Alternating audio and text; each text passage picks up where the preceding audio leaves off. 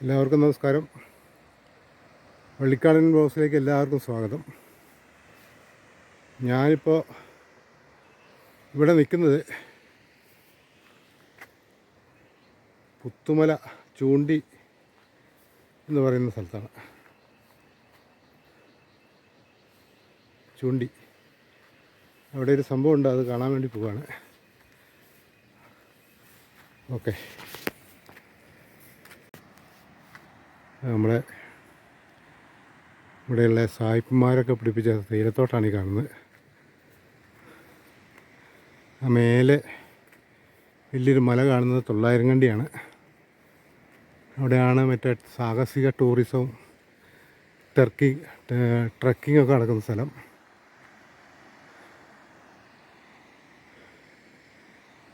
Malayalam plantation വക തേയിലത്തോട്ടാണ്. അങ്ങ് കാണുന്ന മലകളാണ് വെള്ളരിമല, മുണ്ടക്കൈ മലകൾ. ഞാൻ കുറച്ച് പിന്നെ അവിടുത്തെ ലൈവ് വീഡിയോ ചെയ്തിട്ടുണ്ടായിരുന്നു. നമുക്ക് അതിൽ തിരഞ്ഞാൽ കിട്ടും.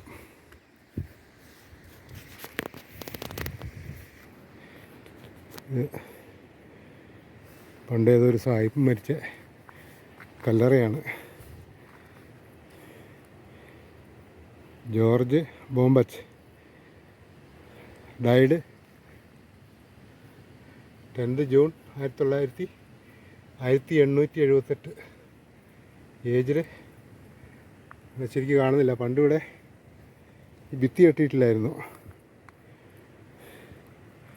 ഈ ഭിത്തി കെട്ടിയപ്പോൾ ഞാനിപ്പോൾ ആദ്യമായിട്ട് കാണുന്നത്. ഈ കല്ലറ ഒരുപാട് പ്രാവശ്യം പൊളിക്കാനുള്ള ശ്രമങ്ങളുണ്ടായതാണ്. നിധിയുണ്ടെന്ന് വിചാരിച്ചിട്ടായിരിക്കും. കള്ളന്മാരാ. 1878 അന്ന് വന്നൊരു ചെറുപ്പക്കാരനായ ഒരു സായിപ്പായിരുന്നു. അദ്ദേഹം ഈ തോട്ടമെല്ലാം കഷ്ടപ്പെട്ടുണ്ടാക്കി ലാസ്റ്റ് ഇയാളെ കങ്കാണി ചതിച്ചു എന്നാണ് പറയുന്നത്. എന്നിട്ട് അയാൾ സൂയിസൈഡ് ചെയ്യുകയാണെന്നാണ് പറഞ്ഞത്.